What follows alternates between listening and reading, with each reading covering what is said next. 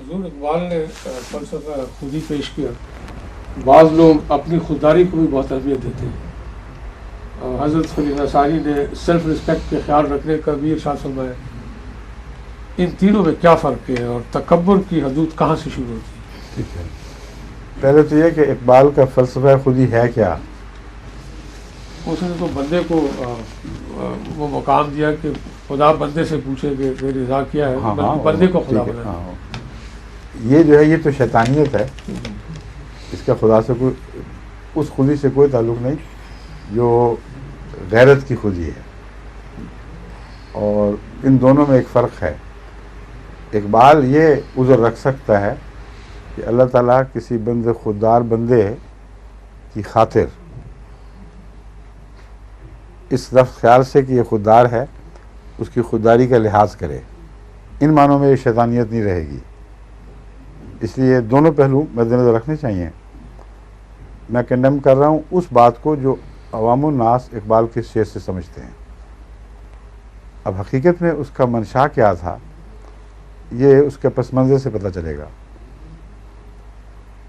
وہ German philosopher Nietzsche کا بہت قائل تھا اقبال، اور اس نے اپنا خودی کا فلسفہ نیٹشے سے لیا ہے.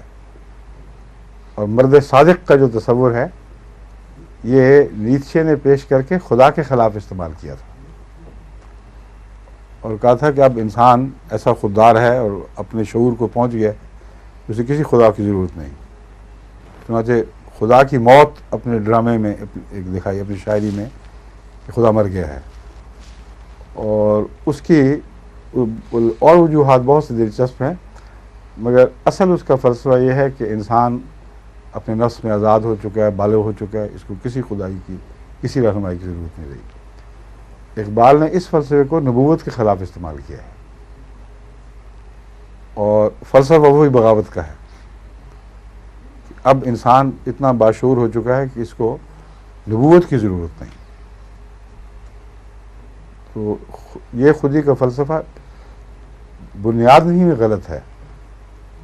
اس کا آغاز نیٹشے کے فلسفے میں ہے جو ہے ہی ٹیڑھا، اور تھرو آؤٹ اقبال کے اندر یہ تضاد پایا جاتا ہے.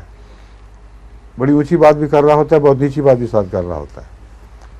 ایک طرف آفاقی امت ہے، دوسری طرف نظریہ پاکستان، دو قومی نظریہ، اور لڑکے چھا جاؤ دنیا پہ.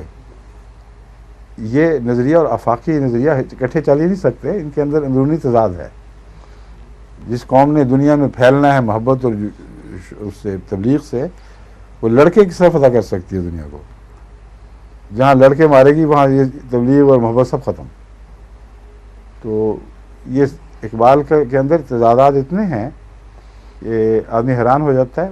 مودودی میں بھی تضادات ہیں، اقبال میں بھی تضادات ہیں، اس لیے کہ انہوں نے خدا کی طرف سے آنے والے نور کا انکار کیا ہے اور اپنے نور سے رستے تلاش کرنے کی کوشش کی ہے. اور صرف اللہ ہے جس میں تضاد نہیں. اگر خدا کو چھوڑیں گے تو لازم ہے کہ تضادات کا شکار ہوں. بس یہ اس کی خودی ہے. کبھی اے حقیقت منتظر مجھے نظر آ لباس مجاز میں کہ ہزاروں سجدے تڑپ رہے ہیں میری جبین نیاز میں. یعنی سارا قصور حقیقت منتظر کا رہ گیا. میری جبین نیاز میں تو ہزاروں سجدے تڑپ رہے ہیں، مگر حقیقت منتظر ہے کہ آتی نہیں. اور دوسری طرف ایک طرف یہ شعر کہ وہ جو سر بس سجدہ ہوا کبھی تو زمین سے آنے لگی صدا، تیرا دل تو ہے صنم آشنا تجھے کیا ملے گا نماز میں. من اپنا پرانا پاپی تھا، برسوں میں نمازی بن نہ سکا. اور دیکھیں فلسفہ یہ خالی پھونک کا بالکل بے جان بے حقیقت. ادھر شاعرانہ جوش آیا ہے، موج ماری گئی ہے تو آسمان سے ٹکراتی ہے اور کہتی ہے خدا کیا ہے اور آ ہی نہیں رہا اور میرے سجدے تڑپ رہے ہیں. ادھر نفس اٹھ کھڑا ہوتا ہے، اس کا ضمیر اٹھ کھڑا ہوتا ہے کہ ابھی شکل تو دیکھ، تو ہے کیا؟ دنیا کا بندہ، ہر وقت دنیا کی سوچوں میں مبتلا، من تو پرانا پاپی ہے، تو نے نمازی کا بننا ہے. تو یہ وہ تضادات ہیں جو میں بتا رہا ہوں آپ کو کہ اقبال کی شاعری میں، اس کے فلسفے میں بھرے پڑے ہیں تضادات، اور جماعت کے خلاف جو اس نے مسالک لیے ہیں، مسلک لیے ہیں، ان میں بھی تضادات ہیں۔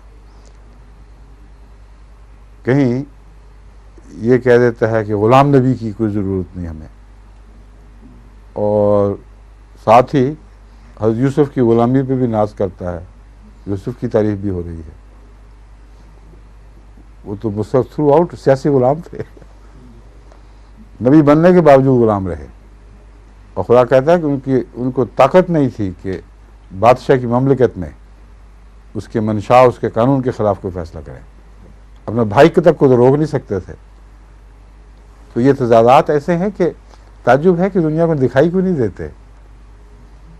اور وہ جو دوسری بات آپ نے کی ہے خودداری، وہ خودی نہیں ہے، وہ عبادت کا ایک دوسرا نام ہے۔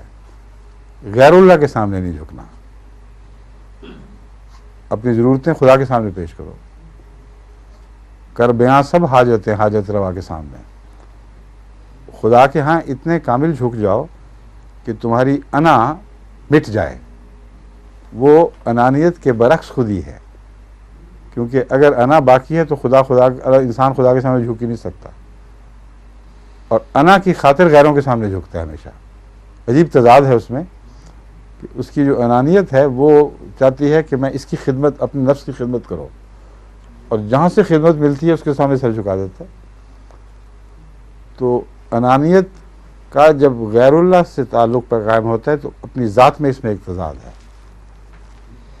یہ جتنے ہمارے سیاستدان ہیں نفس کی بڑائی کی خاطر کر رہے ہیں سب کچھ، جتنے تاجر ہیں نفس کی بڑائی کی موٹا کرنے کے لیے کر رہے ہیں، مگر اس کی خاطر ایک کتے کی بھی منت کرنی پڑے گی تو کریں گے، گدھے کو بھی باپ بنانا پڑے گا تو بنا لیں گے۔ بات انانیت سے چل رہی ہے، لیکن غیر اللہ کے سامنے جب انانیت آتی ہے تو اس قسم کے پیچدار مناظر دکھاتی ہے ہمیں کہ انا کا بندہ ہر دوسرے کا بندہ بن جاتا ہے۔ یہ شرک کا آغاز ہے، شرک کا سرچشمہ ہے۔ یہ وہ انانیت ہے جس کو خدا تعالیٰ رد فرماتا ہے۔ بس وہ جو خودداری کی انانیت ہے جو رسول اللہ صلی اللہ علیہ وسلم نے پیدا کی، وہ تو نفس کو مٹانے سے پیدا ہوتی ہے۔ تم نے حیا کرو دوسروں کے سامنے جھکنے سے، زبان نہیں کھولنی دوسروں کے سامنے، ایک کے سامنے سر جھکا دیا بس وہی بہت ہے، اور سر کامل جھکے گا تو دوسروں سے آزادی ہوگی۔ جہاں اپنی انا نے سر اٹھایا وہاں غیر اللہ کی غلامی لازماً اختیار کرنی پڑتی ہے۔ یہ ہے وہ بنیادی فلسفہ جو اسلام کا فلسفہ خودی ہے، اور اس کا اقبال کے فلسفے سے کوئی دور کا بھی تعلق نہیں، زمین و آسمان کا فرق ہے۔